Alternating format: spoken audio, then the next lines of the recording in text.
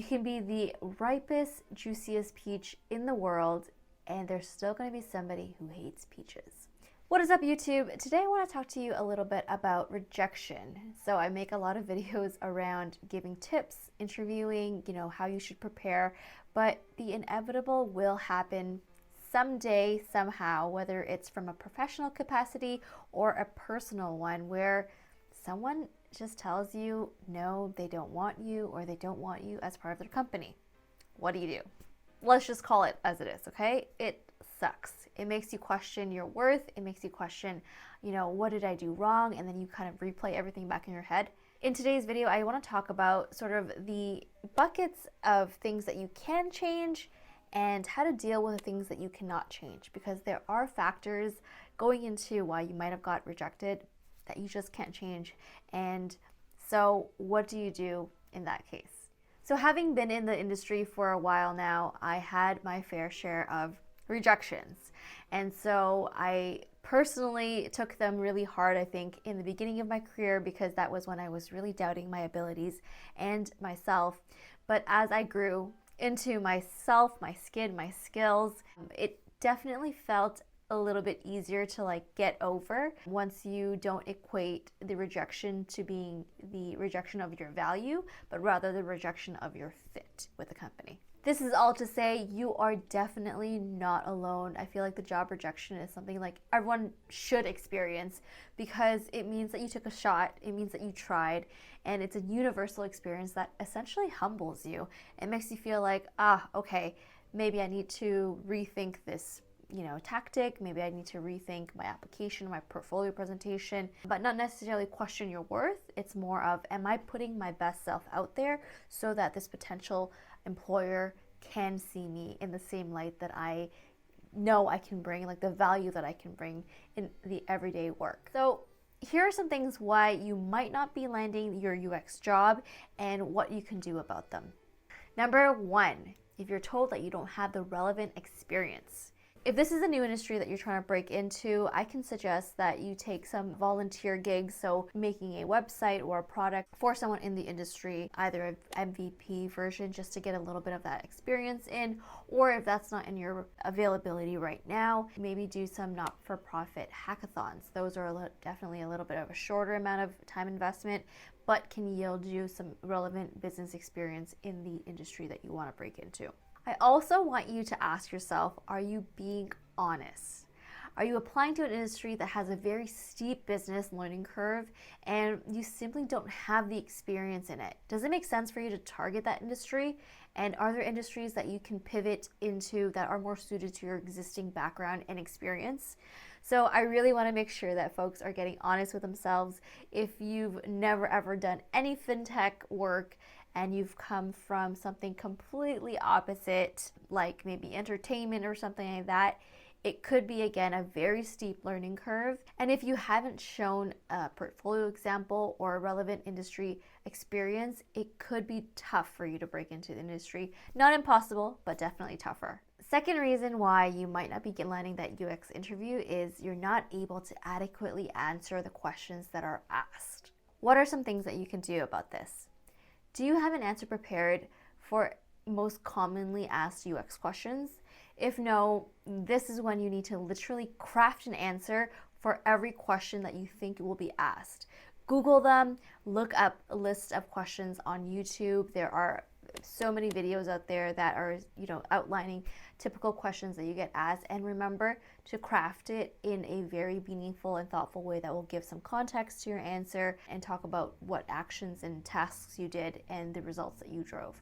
This framework is called a STAR framework. So the STAR framework is when you use situation, task, action, and results, and you frame all your answers around that backbone.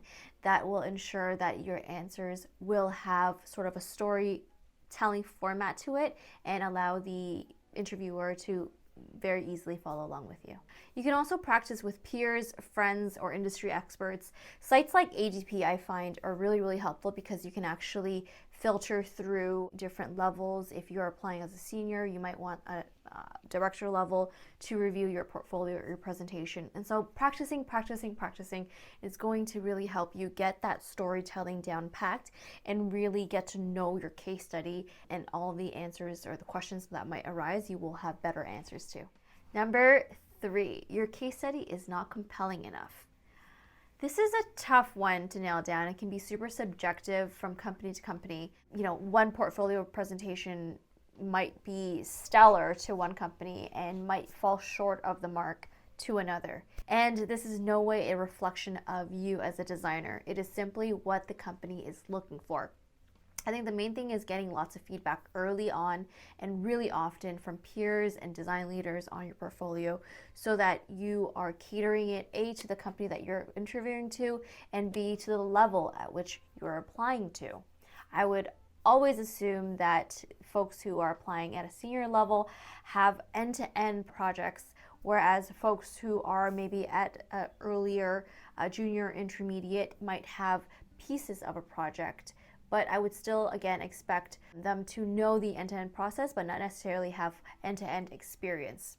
Another point that I want to mention is, did you check the formatting of your case study? And this is where you really have to play around with the format of the delivery that services the case study itself.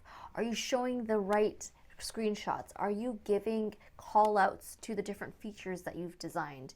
Are you using your design thinking in your actual portfolio presentation itself to really pull the interviewer through your stories and really bring them along and sell to them this journey that you are able to embark on to become a better designer or create a better product for the company?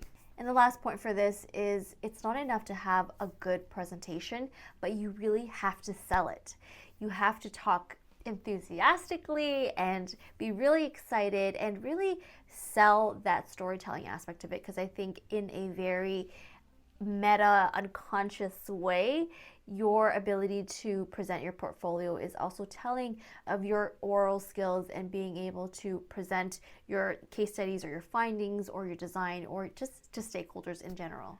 And number 4, which is tough but also is somewhat salvageable in terms of, if the company tells you you don't have enough experience, if you're actually getting an interview, I feel like you have what it takes, but you might not have bridged the gap between the resume and portfolio that you've sent across to the case study presentation that you've done in person or remotely. There could be potential that the employer is seeing in you, but based on meeting you and hearing the way that you are talking about design and presenting your case study, something must have fell short. So I would suggest going back to the drawing board a little bit, practicing again, and really getting that critical eye from industry experts or peers who are designers to give you a critique of how you did your presentation and what points you can improve on. Okay, now all of that aside, those are the things that you can change. Those are the things that you can practice and iterate and get better on. Here is what's not within your control, and I'll tell you exactly how to deal with that. Not a cultural fit, not enough budget, not the right timing. Another candidate in the pipeline was better fit. They're looking for someone very specific and you didn't fit the bill. If any of these reasons were the reason why you didn't get the job, you gotta take a deep breath and let it go. Because these things are not things that you can change. When it comes to hiring and getting a job, there are so many factors from both ends, which is why hiring and recruiting costs a lot of money for companies. There are a lot of factors that go into it that is not just necessarily from a candidate perspective. There's also internal factors, budgets, headcount, work, actually. And so if there isn't the work that warrants the hire, then you probably won't get it because they no longer have a need for that extra designer headcount. And so I think I've mentioned in my UX interview tips video that interviewing for a job is a lot like dating and seeing who your next long-term relationship is. It's a two-way street. As much as they're dating you to see if you are the person for them, you're also dating them to see if they're the person for you. And so sometimes you'll find a soulmate, but most of the time you'll find someone that's not quite a fit. And sometimes you find that out early on, which is what maybe an interview rejection might feel like, or it might be later on when you're in the job and you know, are not feeling like things were supposed to be the way that you thought they were, etc., etc. And so make sure that you are checking the company as much as they're checking you. But here's a quote that stuck in my head for the longest time, and I still think about this quote a lot because I find it really helpful to just accept the things that I cannot change. And it's from Dita Von Teese, who is a burlesque actress, I believe. She says, "You can be the ripest, juiciest peach in the world, and there's still going to be somebody who hates peaches." So that's the fact of interviewing and a fact of life even, that you're not going to be the right fit for everybody or every role, and that's totally okay. And truthfully, I found it a lot easier to swallow the tough pill of rejection after doing a lot of work on realizing my self-worth. So something I mentioned in the beginning of the video, what I bring to the table and how I can hone in on that superpower to bring value to my next role. So here are some ways that I found was helpful to combat the feelings of inadequacy when it comes to job rejection. 1, get real good at what your strengths are and believing that, yes, you are that candidate. Write about it, and just like Elsa, let it go. I've also seen a few people who have written stuff by hand on paper, then burned it. And I think that's in its own way really cathartic, to really like symbolize the letting go, the burning of those feelings, and basically acknowledging it, but then also just letting it go afterwards. Another thing that I find designers really need to get good at is knowing that it's not personal and it's about business. That is going to dictate a lot of your job, and that's just a matter of life, and that's unfortunately, not fortunately, in the world and society that we work in, that's just how it is.